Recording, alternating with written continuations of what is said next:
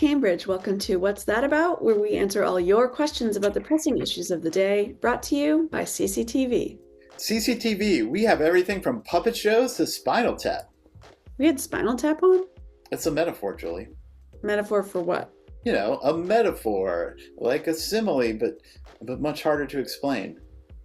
Okay, well, let's get to our first question delivered by the type of public employee Elon Musk is trying to fire. Anyone who's breathing. Morty on Hancock Street asks, what the heck is going on in this country? I feel like I bumped my head and woke up in 1933 Germany. Is anyone doing anything in Cambridge to fight Trump's fascist onslaught?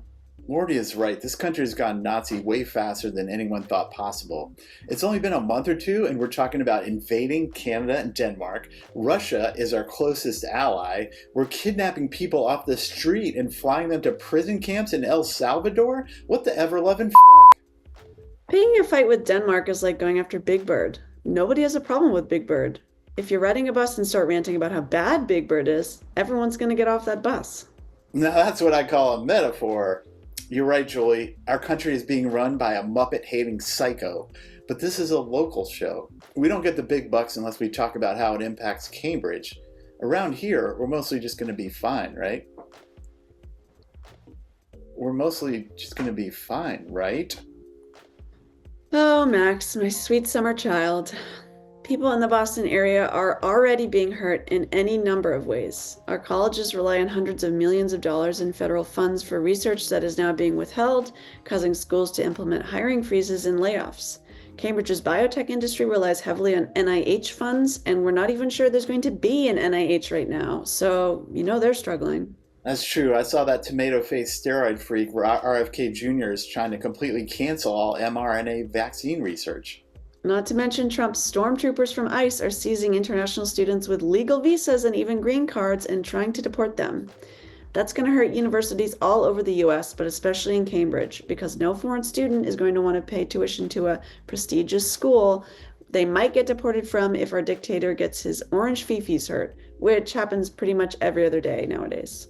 I suppose international tourism in the area is going to take a big hit too. Why would someone come down from Canada to walk the Freedom Trail when you have President Orange and his henchmen ranting about how Canada should be the 51st state? I mean, even English and German tourists are being thrown in solitary confinement over simple paperwork issues. It's shocking how quickly rank-and-file officers have put on brown shirts and gone full fascist at the drop of a red hat. Don't they know that saying you're just following orders isn't meant to be a positive thing? Trumpers aren't big on history, Max. Unfortunately, our neighbors in most immediate danger from the Red Hats are also our most vulnerable. There's a lot of folks living here legally on something called Temporary Protected Status, or TPS, which is mainly for residents from unstable states like Haiti and Venezuela. Trump is revoking TPS for those countries, and now those people, whose paperwork is all in the hands of the feds, they could be deported at any moment. I saw on the Globe that ICE has been wandering around on fishing expeditions in Chelsea, too, and other places, asking for documents from people they think look suspicious. That's right, and that means kids are staying home from school and people aren't going to work because they're scared of being abducted by the feds, which is going to hurt them in the businesses they work for, too. And let's not forget to mention our LGBTQ residents that are being hounded relentlessly by this administration. Yeah, even on the floor of Congress, like a Republican representative and psycho-transphobe Keith Self kept referring to his trans colleague Representative Sarah McBride as Mr. McBride. At least in that instance, a Massachusetts congressman finally stood up and showed some spine. Finally. Rep. Bill Keating, echoing the McCarthy blacklist hearings of the 50s, demanded that Self show some decency. Self, who apparently does not have any decency, adjourned the hearing rather than face more criticism. That's cool because spine has been in short supply otherwise from our alleged opposition party. I mean, Minority Leader Schumer has apparently decided the best approach to a fascist coup is just to comply with their budget and go on a book tour. Anyway, are our local politicians trying anything different to stop the fascists from plundering our government? Boston's Mayor Wu was called by Republicans to testify about immigration policy in front of the House Oversight Committee, where Republicans were intending to throw the type of shame parade that brought down another powerful local woman of color, Harvard's President Claudine Gay. Except those D-minus Republicans didn't know what they were getting in Mayor Wu, did they? That's right. In between breastfeeding her weeks-old baby, Wu confronted Congress and Trumpy border czar and angry thumb man Tom Homan, who had threatened to bring hell to the city. by noting that Boston welcomes its immigrant population and also happens to be one of the safest cities in the country. A few days later, in her State of the City speech, she stayed on that message, noting that immigrants make the city strong and adding, "This is our city," channeling an earlier speech from a certain David Ortiz. This is our city. Yeah, that's pretty badass. I guess we'll take our wins where we can get them. I mean, but why haven't people rose up and marched in the streets against Herr Trump like they did 8 years ago? Where have you been, Max? There's been all kinds of pushback. For example, activists stage weekly protests at Tesla dealerships in Dedham, Watertown, and especially Back Bay, with hundreds of demonstrators turning out every Saturday from noon to 2 p.m. It's part of a nationwide movement called Tesla Takedown, which asks people to sell their Teslas and dump their stock. You can find more information here. Boop. So far, it seems to be having an impact as Tesla stock has tanked. And it forced Trump to be a sleazy used car salesman on the White House lawn, trying to help his Nazi-loving paymaster sell some cars. It's an embarrassing moment for the country, though, as the sweaty president stumbled over a handwritten script in front of a row of Teslas, pulled up to the front driveway of the taxpayer's White House. We're lucky none of them spontaneously combusted. There's also been plenty of other protests on the Common.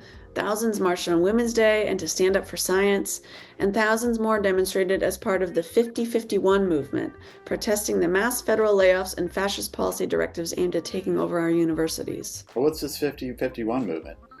Boop. The 50-51 movement is an organization staging protests in every state of the nation. They're currently working with other groups on a People's Veto Day, scheduled for April 5th, where they will bring protesters from all over the country to gather at the Washington Monument in D.C.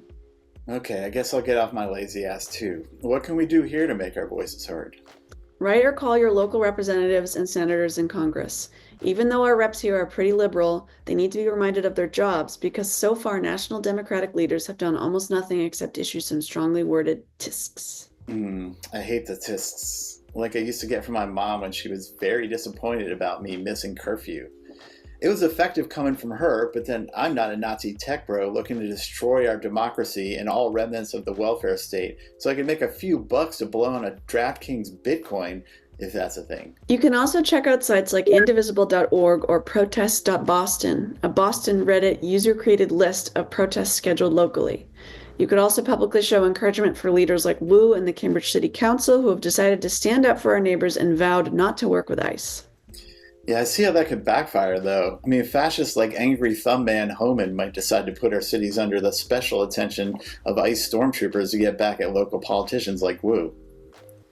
Maybe, but you can't try to placate fascist bullies like Columbia University just attempted. It just encourages them further. Oh well. One useful thing that this Nazi coup has accomplished is that it really helped show us what kind of people are running this country. Plenty of Republicans are actually eager to be the baddies and embrace the Nazi agenda. Plenty of supposed Democrats seem to agree, or at least they don't have the gumption or imagination to put up a fight. And a few scattered leaders like Mayor Wu and Alexandra Ocasio-Cortez are willing to stand up and push back against fascism. Let's hope some of those good ones will still be around after this is all over to make sure the fascists go to jail this time. But until then, we'll see you first. All you fascists are bound to lose. All you fascists are bound to lose. You might think you're winning, but I got some news. All you fascists are bound to lose.